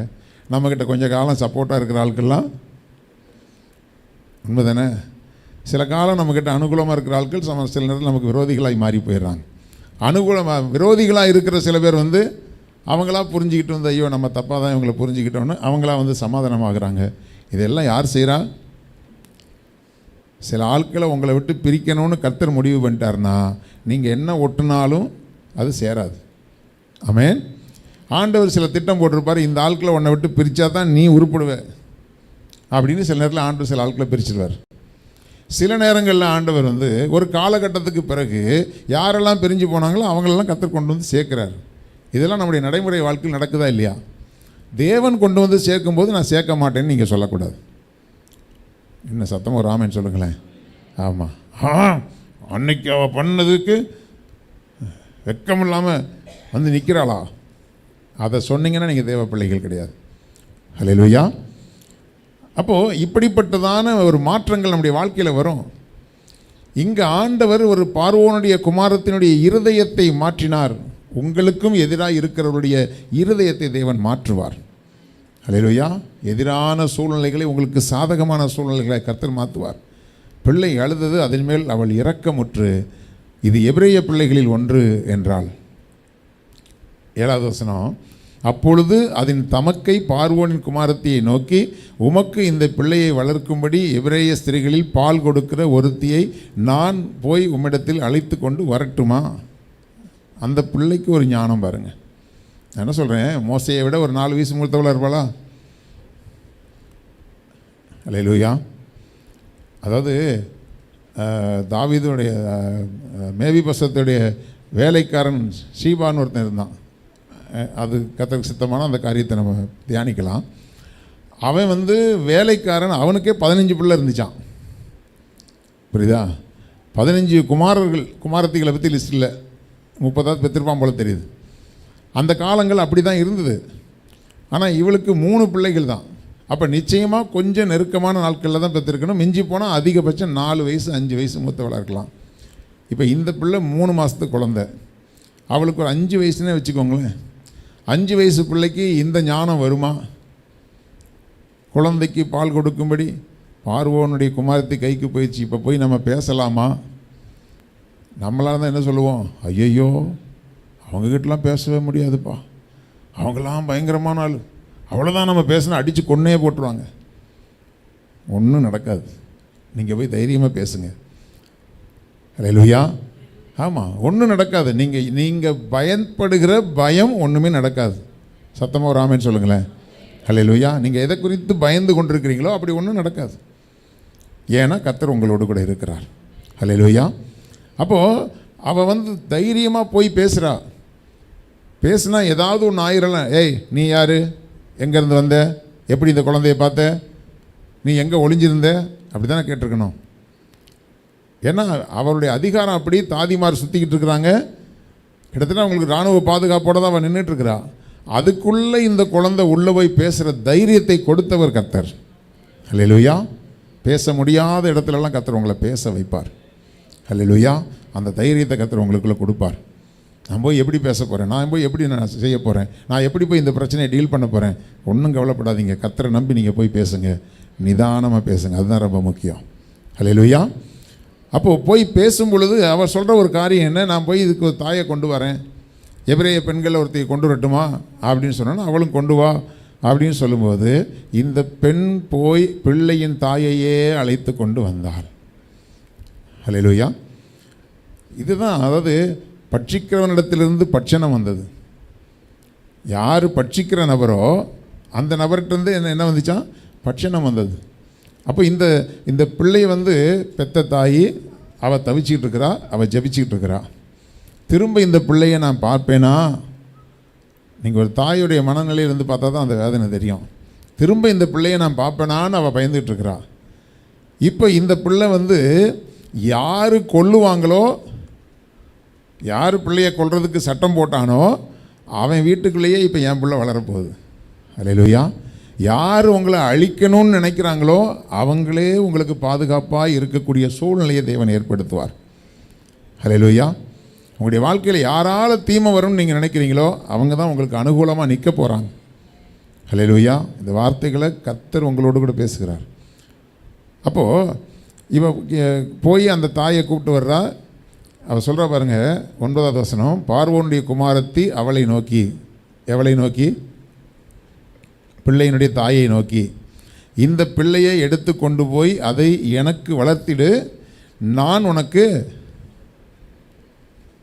இந்த வசனத்தை நீங்கள் வாசிங்க பார்ப்போம்.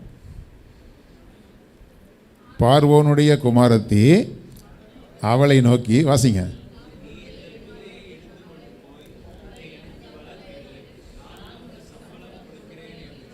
ஹல்லேலூயா. நான் உனக்கு சம்பளம் கொடுக்குறேன். எதுக்கு? உன் பிள்ளைக்கு பால் கொடுக்கறதுக்கு. ஹல்லேலூயா. இது மாதிரியான ஒரு சம்பவத்தை கர்த்தரால் மட்டும்தாங்க செய்ய முடியும். ஹல்லேலூயா. இப்போ அவளுக்கு சரியான வருமானம் கிடையாது. உங்களுக்கு தெரியும், அன்னைக்கு யாரோட பேசிக்கிட்டு இருக்கும்போது எனக்கு ஆள் யாருன்னு மறந்து போச்சு. ஒரு பிள்ளை அன்றைக்கி பேசும்போது அவளுக்கு குழந்தையிலேருந்து தாய்ப்பால் இல்லையா. ஏன்னா குடும்பத்தில் அந்த நேரத்தில் பயங்கர பிரச்சனை, ஒன்றுமே சாப்பிடலை, சாப்பிடாமல் பட்னியாக கிடந்ததுனால குழந்தைக்கு கொடுக்கக்கூடிய தாய்ப்பால் அவளுக்கு இல்லாமல் போச்சு. பிறந்ததுலேருந்தே அவள் தாய்ப்பால் கொடுக்கல. அப்போது நமக்கு பசியும் பட்டினியுமாக இருக்கிறவங்களுக்கு தாய்ப்பால் சுரக்கிறதுக்கு வாய்ப்புகள் குறைவு. இப்போ இவ எபிரேய குடும்பத்தில், அதாவது எபிரேய குடும்பம் தான் சொல்லுவாங்க, லேவி கோத்திரத்தை சேர்ந்தவள், ஒடுக்கப்பட்டதான ஒரு சமுதாயத்தில் இருக்கிறவள். சரியான ஆகாரம் அவளுக்கு கிடையாது. இப்போது அரசாங்கத்திலிருந்து மாதம் சம்பளம் நல்ல சாப்பாடு, ஹெல்த்தி ஃபுட்டாக சாப்பிடு, எனக்கு என் குழந்தைக்கு நீ பால் கொடுக்கணும்னு அவள் சொல்கிறா. ஆனால் யாருக்கு நீ பால் கொடுக்க போகிற? உன் குழந்தைக்கு தான் கொடுக்க போகிற. எப்படிலாம் கர்த்தர் சூழ்நிலைகளை மாற்றுறாரு. இதெல்லாம் நம்ம பைபிளில் படிச்சிருந்து கூட என்ன நடக்குமோ, அப்படி ஆயிருமோ, இப்படி ஆயிருமோன்னா அன்றைக்கு நடந்தது இன்றைக்கும் நடக்கும். ஹல்லேலூயா. ஆமாம், அன்னைக்கு செஞ்ச ஆண்டவருக்கு இன்றைக்கி வயசாகி போச்சா? எனக்கு ஒரு நன்மை கிடைக்கிறதுக்கு வாய்ப்பே இல்லை அப்படின்னு சூழ்நிலைகள் சொல்லும். ஆனால் சூழ்நிலைகளையும் ஆளுகை செய்கிற தேவன் அந்த சூழ்நிலைகளெல்லாம் மாற்றி, உன் பிள்ளை செத்துருமோ அப்படின்னு நினச்சா யாரால் சாகுமோ அவன் வீட்டிலேயே வச்சுக்கோ, அவங்களுடைய பாதுகாப்புலேயே வச்சுக்கோ. இப்போது முன்னாடி கூட என்னால் உருப்படியான சாப்பாடு சாப்பிட முடியாது, இப்போ அரண்மனையிலேருந்து சம்பளம் வர்றதுனால நல்ல சாப்பாடு சாப்பிட்டு என் பிள்ளைக்கு நல்ல முறையில் ஆரோக்கியமாக பால் கொடுக்கறதுக்கு கர்த்தர் மோசையை குறித்து வைத்திருந்த திட்டத்தில் எந்த குறையும் வராமல் தேவன் நடத்தி கொண்டு வந்தார். அல்லேலூயா.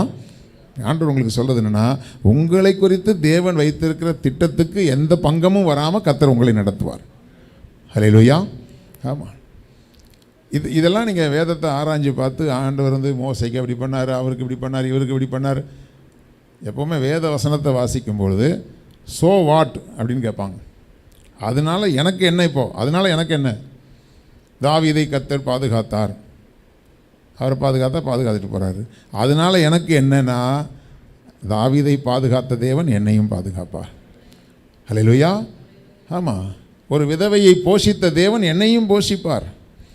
அதுக்கு தான் தேவன் வேதத்தை நம்ம கையில் கொடுத்துருக்கிறாரு. என்னைக்கோ நடந்த பழைய கதையை படிச்சுக்கிட்டு இருக்கிறதுக்காக கர்த்தர் கொடுக்கல. தேவன் நடத்துகிற பாதைகளை நீங்கள் அறிந்து இதை போல கர்த்தர் உன்னையும் நடத்துவார் என்பதை தியானிப்பதற்கு தான் தேவன் கொடுத்திருக்கிற வேதம். நீங்கள் அதையே படிக்காமல் இருந்தால் உங்களுக்கு எப்படி தெரியும்? அனுதினமும் தேவன் உங்களோடு பேசுகிற வசனத்தை நீங்கள் தியானிக்காமல் இருந்தால் உங்களுடைய வாழ்க்கைக்குரிய கேள்விக்கு பதில் எங்கேருந்து வரும்? அதனால தான் கர்த்தருடைய பிள்ளைகளே, இப்போ திரும்பவும் உங்களுக்கு ஞாபகப்படுத்துகிறேன். ஒன்று, படிக்க தெரிஞ்சவங்க பைபிளை படிங்க, படிக்க தெரியாதவங்க ஆடியோ பைபிளையாவது கேளுங்க. அல்லேலூயா. இன்றைக்கி ஒரு பைபிள் வாங்க போனால் எவ்வளோ ரேட்டு? அல்லேலூயா. அதனால் ஒரு டிவைஸ் நமக்கு வருது, தயவு செஞ்சு படிக்க தெரியாதவர்கள் அதை வாங்குங்க. யாருக்காவது நீங்கள் அன்பளிப்பு கொடுக்கணும், ஒருத்தருக்கு பைபிள் வாசித்தா நல்லாயிருக்கும்னு நீங்கள் நினைக்கிறீங்கன்னா அவங்களுக்கு ஒரு கிஃப்ட்டாக அதை வாங்கி கொடுங்க. அது நீங்கள் தேவனுக்கு செய்கிற ஒரு ஊழியமாக அது இருக்கும். சரி, அப்போது இப்படிப்பட்ட ஒரு மாற்றத்தை அவளுடைய வாழ்க்கையில் தேவன் கொண்டு அந்த ஸ்திரீ பிள்ளையை எடுத்து கொண்டு போய் அதை வளர்த்தாள். பிள்ளை பெரியவனான போது அவள் அதை பார்வோனுடைய குமாரத்தினிடத்தில் கொண்டு போய் விட்டாள். அவளுக்கு அவன் குமாரனானான். அவனை ஜலத்திலிருந்து எடுத்தேன் என்று சொல்லி அவனுக்கு மோசே என்று பெயரிட்டாள். மோசே என்றால் தண்ணீரிலிருந்து எடுக்கப்பட்டவன் என்று அர்த்தம். அதனால தான் ஜலத்திலிருந்து எடுத்தபடினாலே மோசேன்னு பேர் வச்சார். ஆனால் குழந்தைய நதியிலிருந்து எடுத்தது யார்? 1 மார்க் கொஸ்டின். பார்வோனுடைய குமாரத்தி. பால் கொடுக்க சொன்னது யாரை? தாயே கொடுக்க சொன்னாங்க. அடுத்தது திருப்பி கொண்டு எங்கே விட்டா? அரண்மனையிலே விட்டுட்டா. இப்போ அதாவது பார்வோனுடைய குமாரத்திக்கு அவன் குமாரன் ஆனான் அப்படின்னு சொன்னாலும் இந்த அம்மா பால் மட்டுமா ஊட்டிச்சு? மவனே, நீ அவ புள்ள இல்லைடா, நீ என் புள்ள தாண்டான்னு சொல்லியே வளர்த்தா. ஹல்லேலூயா. எந்த சூழ்நிலையிலையும் உங்கள் பிள்ளைகள் சத்தியத்தை அறிகிற அறிவை விட்டுறக்கூடாது. அதுக்கு ஏற்ற விதமாக தான் உங்கள் பிள்ளைகளை வளர்க்கணும். ஹல்லேலூயா. ஆமாம், வேத வசனங்களை சொல்லி நீ யாருங்கிறத பிள்ளைக்கு சொல்லி வளர்க்கணும். ஆமென். சிறு பிள்ளைகளை, குழந்தைகளை வச்சுருக்கிறவங்களுக்கு சொல்கிறேன், வாலிப பிள்ளைகள் இருந்தாலும் நீங்கள் சொல்ல வேண்டிய சத்தியத்தை பிள்ளைகளுக்கு சொல்லி, நீ யார், நீ எப்படி வாழ வேண்டும், உன்னை தேவன் எதற்காக அழைத்திருக்கிறார், இதையெல்லாம் நீங்கள் பெற்ற பிள்ளைகளுக்கு தாய் தகப்பன் சொல்லி சொல்லி வளர்க்கணும். ஹல்லேலூயா. ஒருவேளை அது இப்போ கேட்காதது மாதிரி இருக்கலாம். ஆனால் கர்த்தர் ஒரு குறிப்பிட்ட காலகட்டத்தில் அந்த பிள்ளைகளுடைய பாருங்கள், பார்வோனுடைய குமாரத்தின் மகனானா, போனால் எல்லா வில்வித்தை எல்லாம் கற்றுக்கிட்டான், எல்லா காரியம் கற்றுக்கொண்டான், நல்ல கல்வி ஞானத்தை பெற்றுக்கொண்டான், எல்லாம் அது வரைக்கும் அந்த பார்வோனுடைய குமாரத்தி போல தான் வளர்ந்தான். ஒரு நாள் அவனுக்குள்ளே ஒரு தரிசனம் வந்தது. என் சகோதரர்கள் பாதிக்கப்படுகிறார்கள். கர்த்தர் கொண்டு வந்தாரா? இப்போ ஒருவேளை அவள் யோசிச்சிருக்கலாம், அரண்மனைக்கு போயிட்டான், சுகபோகமாக வாழ்கிறான், அவனுக்கு எந்த குறையும் இல்லை, இனி அவன் ஆண்டவருடைய வழிக்கு வருவானா? வர வைச்சார். அவன் கண்ணு முன்னாடியே ஒரு அக்கிரமத்தை நடக்க வைத்தார். அந்த அக்கிரமத்தை தட்டி கேட்க வைத்தார். அது நிமித்தமாக இனி உனக்கு அரண்மனை வாழ்க்கை இல்லைன்னு ஆண்டவர் அனுப்பிவிட்டார். அவனுடைய அழைப்பின்படி கொண்டு போய் வனாந்திரத்தில் வச்சு அவனை பக்குவப்படுத்தினார். ஒரு பெரிய கூட்டத்துக்கு அவனை ராஜாவாக மாற்றினார் ஆண்டவர். ஹல்லேலூயா. உண்மையை சொல்லப்போனால் இஸ்ரவேல் ஜனங்களுக்கு முதல் ராஜாவே மோசே தான். ஹல்லேலூயா. எந்த ராஜாவுக்காவது இஸ்ரவேல் ஜனங்கள் மோசேக்கு பயந்த அளவுக்கு பயந்தாங்களான்னா கிடையாது. கொஞ்சம், அதாவது ஆரோனும் மிரியாமும் ஒரு வார்த்தை சொன்னதுக்கே போய் நின்ட்டார், வரிஞ்சு கட்டி நின்ட்டார் ஆண்டவர். என் தாசனாகிய மோசேக்கு விரோதமாக நீ பேசுனது என்னென்று.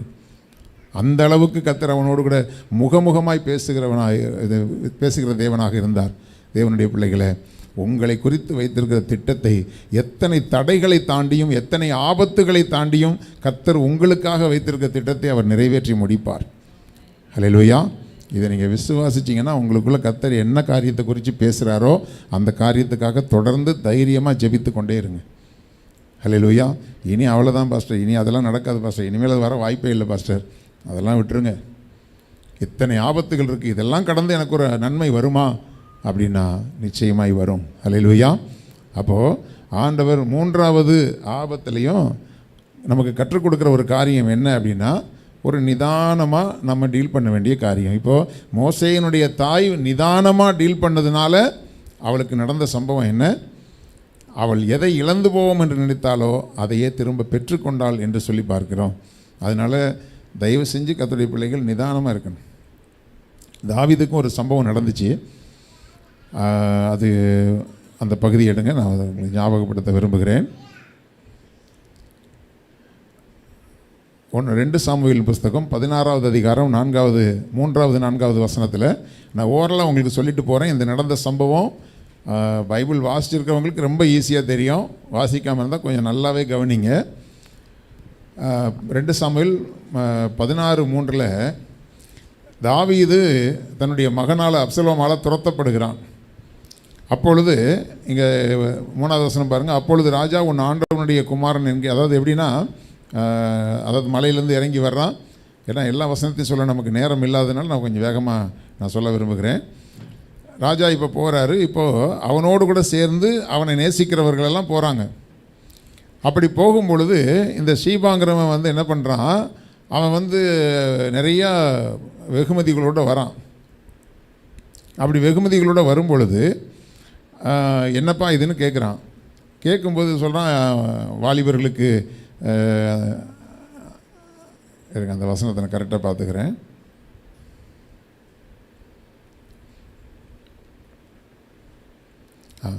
அதாவது வாலிபர்கள் புசிக்கிறதுக்கு நான் திராட்சை கொலையை கொண்டு வந்து அதை கொண்டு வந்து நிறையா கொண்டு வரான். யார்? சீபாங்கிறவன். இந்த சீபா யார்? யோனத்தானுடைய மகனாகிய மேவிபோசேத்தினுடைய வேலைக்காரன். யோனத்தானுடைய மகனை வந்து தன்னுடைய நண்பனுடைய மகன்கிறதுனால அவனை வச்சு பராமரிக்கிறான். டெய்லி அவனுடைய டைனிங் டேபிளில் சாப்பிட்றதுக்குரிய வாய்ப்பை கொடுத்துருக்கிறான். இன்றைக்கு தாவீதே அந்த சூழ்நிலையை விட்டு ஓடி போகக்கூடிய சூழ்நிலைக்கு வந்திருக்கு. அவனுக்கு ஒரு ஆபத்து காலம் வந்திருக்குது. இந்த ஆபத்து காலத்தில் அங்கே மேவிபோசேத்து வந்து தாவீதால் தான் பராமரிக்கப்பட்டு கொண்டிருக்கிறான். இப்போ மேவிபோசேத்து அங்கே வரல. ராஜாவுடைய கஷ்டத்தில் சீபா வந்து நிற்கிறான். ஏன்னா அந்த மேவிபோசேத்துக்கு 2 காலும் முடம். அவனுக்கு யாராவது உதவி செஞ்சால் மட்டும்தான் அவனால் வர முடியும். இப்போது இந்த சீபா முன்னாடி வந்து நிற்கிறான். சீபான்னு சொல்கிறத விட அவன் சீன் போடுறவன்னு சொல்லலாம். ஏன்னா இந்த மாதிரி சில பேர் சீன் போடுறவங்களுக்கெல்லாம் சில அனுகூலமான காரியம் கிடைச்சிரும். உண்மையானவங்களுக்கு சில நேரத்தில் சில நன்மைகள் கிடைக்காது.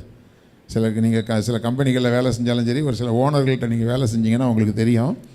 எவன் போய் ரொம்ப சீன் போட்டுட்டு ஓவர் சீன் போடுறானோ அவனை தூக்கி வச்சு ஆடுவாங்க. உண்மையாக உழைக்கிறவங்கள ஓரங்கட்டி வச்சுருவாங்க. இவன் முன்னாடி போய் நின்று அப்படியே நான் வாலிபர்களுக்காக அதை கொண்டு வந்தேன், ராஜாவுடைய வீட்டார் ஏறுறதுக்கு கழுதையை கொண்டு வந்தேன், குதிரையை கொண்டு வந்தேன் உடனே அப்படியே தாவீது மயங்கிட்டான். தேவ மனுஷன்தான்.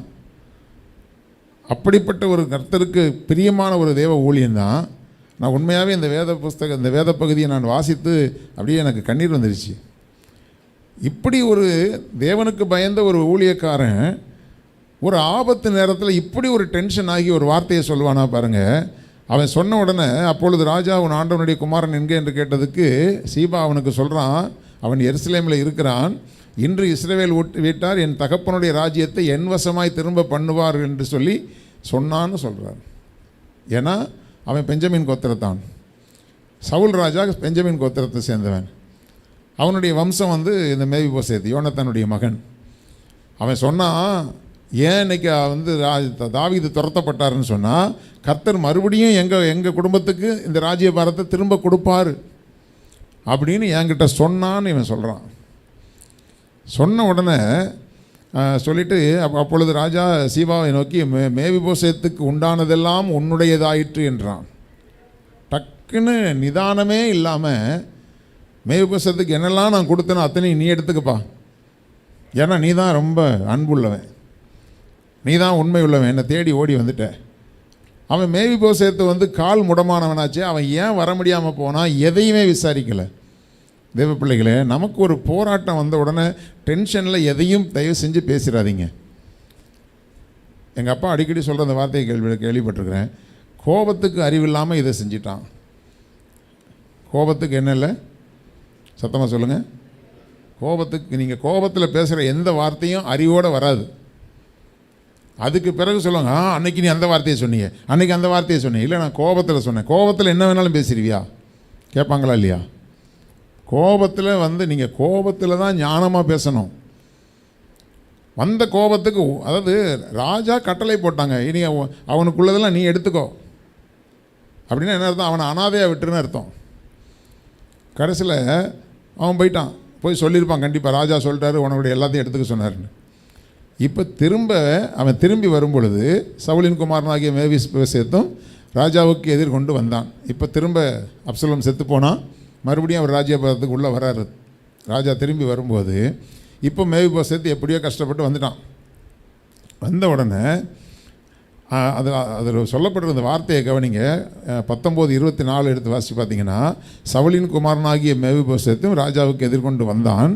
ராஜா போன நாள் முதல் அவன் சமாதானத்தோடு வருகிற நாள் மட்டும் அவன் தன் கால்களை சுத்தம் பண்ணவும் இல்லை, தன் தாடியை சவரம் பண்ணவும் இல்லை, தன் வஸ்திரங்களை வெளுக்கவும் இல்லை. அவன் எருசலேமிலிருந்து ராஜாவுக்கு எதிர்கொண்டு வருகிற போது ராஜா அவனை பார்த்து மேவிபோசேத்தே, நீ என்னோடு கூட வராமல் போனது என்னன்னு கேட்குறான். ஆனால் இந்த இடைப்பட்ட காலத்தில் அவன் என்ன பண்ணல, ஒழுங்காக சாப்பிடக்கூட இல்லை. ராஜாவுக்கு போய் இப்படி ஒரு சம்பவம் நடந்துருச்சே அப்படின்னு சொல்லிட்டு அவன் வந்து போன நாள் முதல் சமாதானத்தோடு திரும்பி வருகிற நாள் வரைக்கும் காலை கழுவலை, தாடியை சவரம் பண்ணலை, தன் வஸ்திரங்களை வெளுக்கலை, அப்படியே உட்காந்து இடிஞ்சு போய் உட்காந்துட்டான். அவனுக்கு வேலைக்காரங்க இருக்காங்க, ட்ரெஸ்ஸை துவைச்சி கொடுக்க சொன்னால் துவைச்சி கொடுப்பாங்க. அப்படியே ஒரு ஷாக்கில் அவன் உட்காந்தவன் ஒரு பைத்தியம் பிடிச்சவங்கள உட்காந்துட்டான். இவ்வளோ தூரம் எனக்கு இரக்கம் பாராட்டி அவருடைய டேபிளில் உட்கார வச்சு எனக்கு சாப்பிட சொன்ன ராஜாவுக்கு இந்த நிலைமையா? கண்ணீரோடு வேதனையோடு உட்காந்து அவன் ஜெபித்து கொண்டிருந்த மனுஷனுக்கு உள்ளதெல்லாம் போச்சு. காரணம் என்ன? தாவீது எடுத்த அவசர கால முடிவு. தயவு செஞ்சு உங்களுக்கு நடந்திருக்கிற சில சூழ்நிலைகளை வச்சுக்கிட்டு உங்கள் டென்ஷனில் உங்களுக்கு கீழே உள்ளவங்க பாதிக்கிற அளவுக்கு தயவு செஞ்சு நடந்துடாதீங்க. மிக நிதானமாக நீங்கள் ஒரு சில காரியங்களை கையாள வேண்டியது அவசியம். இன்றைக்கி கர்த்தர் நமக்கு சொல்கிற காரியமே நிதானம். அடுத்து பாருங்கள், ஏன் நீ வராமல் போனேன்னு கேட்டதுக்கு 26 சொல்கிறாரு, அதற்கு ராஜாவாகிய என் ஆண்டவனே, என் வேலைக்காரன் என்னை மோசம் போக்கினான், உமது அடியானாகிய நான் முடவனானபடியால் கால் நடக்க முடியாது. ஒரு கழுதையின் மேல் சேணம் வைத்து அதில் மேறி ஏறி ராஜாவோடு கூட போகிறேன் என்று அடியேன் சொன்னேன். அவன் ராஜாவாகிய என் ஆண்டவரத்தில் வந்து உமது அடியன் மேல் வீண் பழி சொன்னான். நான் சொன்னேன், அவன் எனக்கு செஞ்சு கொடுக்கல. ஒரு கழுதை மேல் என்னை உட்கார வச்சு அனுப்பி விடுப்பா, நான் அப்படியே போகிறேன் அப்படின்னு சொன்னேன். ஆனால் அவன் எனக்கு என்ன செய்யலை, அதை அவன் செய்யலை. அதுக்கு பதிலாக அவன் என்ன சொன்னான், உமது அடியான் மேல் வீண் பழி சொன்னான். ராஜாவாகி என் ஆண்டவனோ தேவனுடைய தூதனைப் போல இருக்கிறார், உமது பார்வைக்கு நலமானதை செய்யும் அப்படின்னு சொல்லிட்டு 28 பார்த்தீங்கன்னா, ராஜாவாகி என் ஆண்டவனுக்கு முன்பாக என் தகப்பன் வீட்டார் எல்லாரும் சாவுக்கு ஏதுவாக இருந்தார்களே ஒழிய மற்றபடி அல்ல. ஆனாலும் உமது பந்தியிலே சாப்பிடுகிறவர்களோட உமது அடியானை வைத்தீர். இன்னும் நான் ராஜாவிடத்தில் முறையிட இனி எனக்கு என்ன நியாயம் இருக்கிறது? இவ்வளோ பண்ணியிருக்கிறீங்களே, உங்கள்கிட்ட நான் வேறு என்னத்தை எதிர்பார்த்துட போகிறேன் அப்படின்னு சொல்லி அவன் கேட்டதுக்கு அந்த வார்த்தையை பாருங்கள். அவன் சொல்கிற வார்த்தையை, அப்பொழுது ராஜா அவனை பார்த்து, உன் காரியத்தை குறித்து அதிகமாய் பேசுவானேன், நீயும் சீபாவும் நிலத்தை பங்கிட்டு கொள்ளுங்கள் என்று நான் சொல்லுகிறேன் அப்படின்னு சொல்கிறான். அதுக்கு மேவிபோசேத் சொல்கிறான், ராஜாவாகி என் ஆண்டவன் சமாதானத்தோடு தம்முடைய வீட்டுக்கு வந்திருக்கும் போது அவனே எல்லாத்தையும் எடுத்து கொள்ளட்டும். அல்லேலூயா.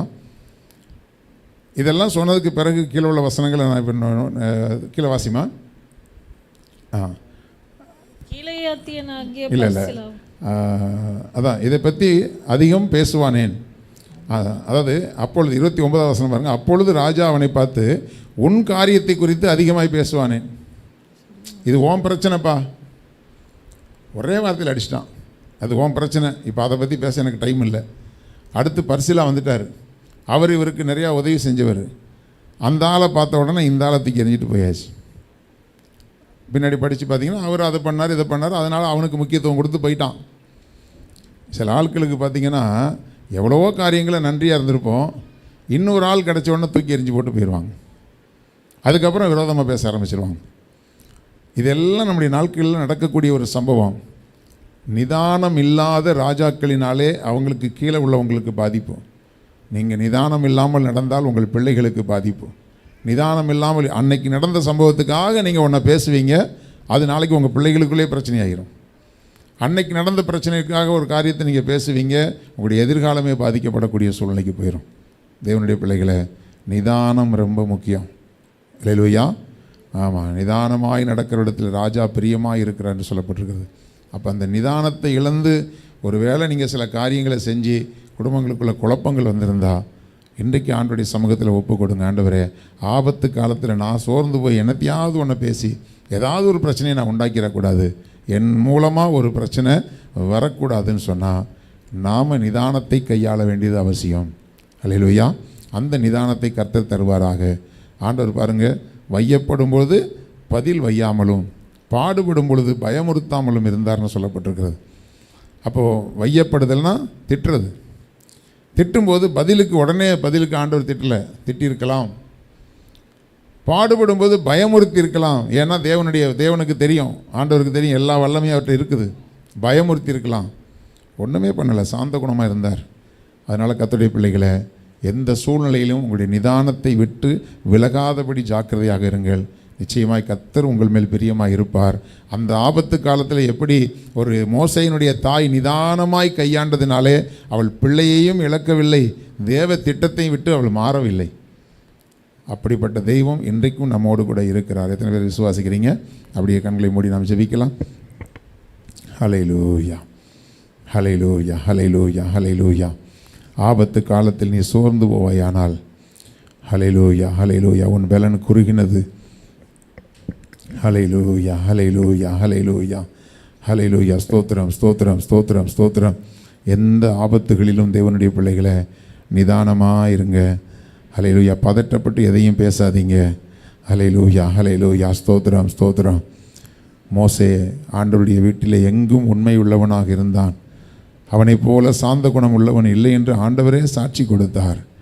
ஆனால் இஸ்ரவேல் ஜனங்கள் அவனை ரொம்ப மன விரக்திக்குள் அவனை நடத்தினாங்க. அப்பொழுது அவன் மனம் பதறி பேசினான் என்று சொல்லப்பட்டிருக்கிறது. அவன் மனம் பதறி பேசி கண்மலையை பார்த்து பேச சொன்னார் ஆண்டவர். இந்த ஜனங்களுக்கு போய் இவ்வளோ பாடுபடுறேன்னு ஆனால் கூட இப்படி நன்றி இல்லாமல் பேசுகிறாங்களேன்னு சொல்லி அந்த டென்ஷனில் கண்மலையை ஓங்கி அடித்தான். ஆண்டவர் சொன்னார், நீ நிதானத்தை இழந்துட்ட, அதனால் நீ கானான் தேசத்துக்குள்ளே பிரவேசிக்க மாட்டேன்னு சொல்லிட்டார். தேவ பிள்ளைகளே, நீங்கள் பேசுகிற வார்த்தைகள் விளையாட்டுன்னு நினைக்கிறீங்களா? மனம் பதறி பேசுகிற வார்த்தைகள் ஏதோ டென்ஷனில் பேசிட்டேன்னு சொல்லி சாரி சொல்லிட்டு போயிடலான்னு நினைக்கிறீங்களா? ஒரு மோசே எல்லா விதத்திலும் உண்மை உள்ளவனாக இருந்து கூட அவன் மனம் பதறி பேசி அவன் கண்மலையை பார்த்து பேச சொன்னார் ஆண்டவர். ஆனால் அவனுக்கு ஒரு டென்ஷன் வந்துச்சு. இவ்வளோ காரியத்தில் உண்மையாக இருந்த ஒரு மோசே கண்மலையை ஓங்கி அடித்த ஒரு காரியத்துக்காக ஆண்டவர் சொன்னார், நீ கானான் தேசத்தை பார்ப்பாய், அதுக்குள்ளே நீ பிரவேசிக்க மாட்டாயின்னு சொல்லிட்டார். எவ்வளோ ஆசையோடு தன்னுடைய ஜனங்களை வழிநடத்தி கொண்டு வந்து கிட்ட வந்துட்டோம் பாலுந்தேன்னு ஓடுகிற தேசத்துக்கு நம்ம பக்கத்தில் வந்துட்டோன்னு ஆசையோடு வந்த மோசேயே ஆண்டவர் அந்த தேசத்துக்குள்ளே பிரவேசிக்க விடலை. நீங்களும் நானும் ஏமாத்துறோம். மனம் பதறாதீங்க. ஹல்லேலூயா, ஹல்லேலூயா. ஆபத்து காலத்தில் சோர்ந்து போகாதீங்க. பதட்டத்தில் எதையாவது ஒன்று செய்யாதீங்க. பதட்டத்தில் எதையாவது ஒன்று பேசாதீங்க. ஹல்லேலூயா. உங்களுடைய ஆவி உங்களுடைய கட்டுப்பாட்டில் இருக்கணும். தன் ஆவியை அடக்காத மனுஷன் மதிலிடிந்த பாலான பட்டணம் போல் இருக்கிறான் என்று சொல்லப்பட்டிருக்கிறது. உங்களுடைய ஆவியை அடக்கி பழகுங்க. மனம் பதறி பேசாதீங்க. ஹல்லேலூயா. அது கர்த்தருக்கு விரோதமானதை மாறி போகும். பதட்டத்தில் தேவ திட்டத்தை நீங்கள் தடை செஞ்சிடாதீங்க. ஹல்லேலூயா, ஹல்லேலூயா. மோசேயினுடைய தாய் நமக்கு ஒரு நல்ல முன் உதாரணமாக இருக்கிறார். மிக நிதானமாய் அந்த காரியத்தை கையாண்டதுனாலே ஹல்லேலூயா. எந்த பிள்ளையை இழந்து போனாலோ அந்த பிள்ளைக்கு அவள் பால் கொடுத்து அந்த பிள்ளையை வளர்த்து அவன் ஒரு எபிரேயன் என்பதை அவனுக்கு உணர்த்தி நம்முடைய ஜனங்கள் எல்லாம் கஷ்டப்பட்டு கொண்டிருக்கிறார்கள் என்கிற அந்த ஆத்தும பாரத்தை அவனுக்குள்ளே ஊட்டி வளர்த்தபடினாலே அவன் மீண்டுமாக எழும்பி இஸ்ரவேல் ஜனங்களை ரட்சிக்கக்கூடியதான ஒரு இரட்சகனாய் அவன் எழும்பினான் என்று சொல்லி பார்க்கிறோம். உங்கள் பிள்ளைகளுக்கு முன்பாக நீங்கள் சாட்சியாக இருங்க. உங்கள் பிள்ளைகளை கர்த்தருக்குள்ளே வளர்க்குறதுல ரொம்ப ஜாக்கிரதை உள்ளவர்களாக இருங்க. ஹல்லேலூயா. காலங்கள் அந்த ஆபத்து காலங்கள், அந்த சோர்ந்து போகிற காலங்கள், பதற்றப்படுகிற காலங்களில் நீங்கள் சாட்சியை கெடுத்து உங்களுடைய பிள்ளைகளுக்கு முன்பாக ஹல்லேலூயா நாளைக்கு நின்று உங்களை கேள்வி கேட்கும். இவ்வளோ சத்தியத்தை அறிஞ்சு நீங்கள் இப்படி பண்ணீங்களேன்னு நாளைக்கு இந்த பிள்ளைகள் உங்களை பார்த்து கேள்வி கேட்குற ஒரு நிலைமைக்கு போயிடக்கூடாது. கர்த்தருடைய பிள்ளைகளை அப்படியே வலது கரத்தை உயர்த்துங்க. ஆண்டவரே, கடந்த நாட்களில் நாங்கள் மனம் பதறி பேசின காரியங்களுக்கு எங்களை மன்னிங்கன்னு சொல்லி ஹல்லேலூயா எல்லாரும் அப்படியே தேவ சமூகத்தில் ஒப்பு கொடுங்க. ஹல்லேலூயா, ஹல்லேலூயா, ஹல்லேலூயா. ஆண்டவரே, எங்களுக்கு ஒரு நிதானத்தை கொடுங்கப்பா, எங்களுக்கு ஒரு நிதானத்தை கொடுங்கப்பா. வாயை திறந்து கேளுங்க. ஹல்லேலூயா, ஹல்லேலூயா. அந்த நிதானம் இல்லாததுனால தேவ பிரசன்னத்தை இழந்து போயிருக்கிறீங்க. வர வேண்டிய சில நன்மைகளை நீங்கள் இழந்து போயிருக்கிறீங்க. ஹல்லேலூயா, ஹல்லேலூயா. ஸ்தோத்திரம். ஹல்லேலூயா. உங்களுடைய சுய நீதியில் நிலை நின்று ஹல்லேலூயா தேவ திட்டத்தை நீங்கள் மாற்றி அமைச்சிருக்கிறீங்க. ஹல்லேலூயா. தேவ திட்டம் நிறைவேற முடியாதபடிக்கு சில சூழ்நிலைகள் தடைகளை ஏற்படுத்தி இருக்கிறது. உங்களுடைய குடும்பத்துக்கு நீங்கள் இடரெல்லாம் இருந்திருக்கிறீங்க. தேவனுடைய பிள்ளைகளை ஆண்டவர் இன்றைக்கு தெளிவாய் சொல்லுகிற வார்த்தையை ஹல்லேலூயா, ஹல்லேலூயா, நீங்க உங்களுக்கு சொந்தமாய் கர்த்தர் உங்களுக்காக ஆயத்தப்படுத்தின வார்த்தை என்று எடுத்துக்கொள்ளுங்க. ஹல்லேலூயா, ஹல்லேலூயா. இந்த வார்த்தைகளை நீங்கள் அலட்சியம் பண்ணுவீர்களானால் தேவனுடைய பிள்ளைகளை ஹல்லேலூயா தேவ திட்டம் மாறி போகும். தேவனுடைய தரிசனங்கள் மாறி போகும். ஹல்லேலூயா, ஹல்லேலூயா, ஹல்லேலூயா. ஆண்டவரே, ஹல்லேலூயா. என்னுடைய பதட்டமான காரியங்கள் தேவனுடைய சித்தத்துக்கு விரோதமாய் மாறி போகாதபடிக்கு நாங்கள் நிதானமாய் முடிவெடுக்க தேவன் எங்களுக்கு உதவி செய்வீராக. இந்த வார்த்தைகளை கேட்ட ஒவ்வொரு பிள்ளைகளையும் தேவனாகிய கர்த்தர் இந்த வார்த்தைகளின்படி மனம் புதிதாகிறதுனாலே மறுரூபமாகி தங்களுடைய வாழ்க்கையில் உள்ள சுபாவங்களை மாற்றி கர்த்தருக்குள்ளே மனமகிழ்ச்சியாக இருக்கவும், கர்த்தருக்குள்ளே விசுவாசத்தோடு கூட காத்திருக்கவும், கர்த்தர் எனக்காக எல்லாவற்றையும் செய்து முடிப்பார் என்று சொல்லி நிதானத்தை காத்துக்கொள்ள உடைய பிள்ளைகளுக்கு ஏற்ற ஞானத்தை கொடுங்கப்பா. ஆண்டவரே, இந்த வார்த்தைகளை பிரசங்கித்த அடிமையும் உடைய கரத்தில் ஒப்பு கொடுக்கிறேன். இந்த வார்த்தையின்படி நானும் எல்லா சூழ்நிலைகளையும் நடக்க எனக்கு கிருபை தாங்க. ஆண்டவரே, உடைய பிள்ளைகள் ஒவ்வொருவருக்கும் அதற்குரிய கிருபைகளை தந்து ஆசீர்வதிங்க. ஆண்டவரே, மனம் பதறி ஆண்டவரே, கர்த்தருடைய ஆசீர்வாதங்களை, தேவனுடைய திட்டங்களை பிள்ளைகள் இழந்து போகாதபடிக்கு பிள்ளைகளை ஜாக்கிரதையோடு ஜீவிக்க ஞானத்தை தந்து, அதற்குரிய தைரியத்தையும் பலத்தையும் விசுவாசத்தையும் பரிசுத்தத்தையும் தந்து பிள்ளைகளை சுற்றிலும் வேலையடைத்து பாதுகாத்துக் கொள்வீராக. துதி, கனம், மகிமை எல்லாம் உமக்கே செலுத்துகிறோம். இயேசு கிறிஸ்துவின் இன்ப நாமத்தில் ஜெபிக்கிறோம் ஜீவன் உள்ள எங்கள் நல்ல பிதாவே.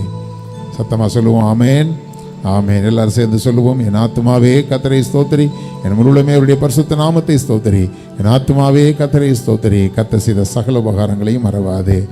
ஆமென். நம்முடைய கர்த்தராகிய இயேசு கிறிஸ்துவினுடைய கிருபையும் பிதாவாகிய தேவனுடைய அன்பும் பரிசுத்த ஆவியானுடைய அந்யோன்ய ஐக்கியமும் இன்றும் என்றும் சதா காலங்களிலும் அவருடைய வருகை மட்டும் நாம் அனைவரோடும் தங்கியிருப்பதாக. ஆமென், ஆமென். ஆண்டவர்களை ஆசீர்வதிப்பார்.